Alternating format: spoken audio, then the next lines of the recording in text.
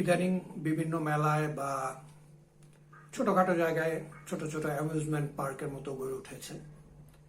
সেখানে চরকি সহ নানা রকম খেলনা দেখা যায়, যেগুলো লোকালি তৈরি। যেমন এই বোটটা, এটা ডিজেল ইঞ্জিনে চলছে। খুব দুই পাশ দেখবেন যে অনেক উঁচুতে উঠে যায়, আবার নিচে নেমে আসে।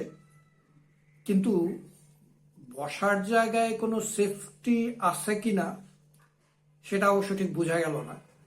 কারণ আমি দেখছিলাম যে লোকজন খুব শক্তভাবে হ্যান্ডেলগুলো ধরে আছে, মানে কোমরে বেল্ট বা এই জাতীয় কিছু মনে হচ্ছিল নাই। এখন দুইটা পাশ খেয়াল করে, যখন উপরে উঠে যাচ্ছে একেবারে খাড়া হয়ে যাচ্ছে, আবার নিচে নেমে আসছে, দুই পাশই পরপর এরকম হচ্ছে। এখন উপর দিকে যখন উঠে যাচ্ছে, যদি বাই চান্স কারো হাত ফসকায় তাহলে কিন্তু একদম নিচে পড়ে যাবে এবং প্রচন্ডভাবে আহত হওয়ার সম্ভাবনা আছে। আমি শুনেছিলাম যে যমুনা ফিউচার পার্কের সামনে যে পার্কটি করা হয়েছিল, সেখানে সরকারের একজন উচ্চপদস্থ কর্মকর্তা কোনো একটা ভুলের কারণে উপর থেকে পড়ে গিয়েছিলেন এবং পরে তার অবস্থা বেশ সঙ্গীন হয়ে গিয়েছিল। তিনি পরে প্যারালাইজড হয়ে গিয়েছিলেন এবং এরপর পরই যমুনা ফিউচার পার্কের এই অ্যামিউজমেন্ট পার্কটি বন্ধ করে দেওয়া হয়েছিল। অবশ্য কারণ হিসাবে বলা হয়েছিল এটা নাকি কোনো অনুমোদন নেওয়া হয়নি। এখন তাদের রাইডগুলি কিন্তু অনেক উন্নত ছিল এবং সেফটি ফিচারও এইসব লোকালি তৈরি জিনিসপত্রগুলোর চাইতে অনেক ভালো ছিল। তারপরেও সেখানে দুর্ঘটনা ঘটেছে, আর এগুলার তো কোনো সেফটি ফিচারই নেই। যে কোনো সময় দুর্ঘটনা ঘটতে পারে।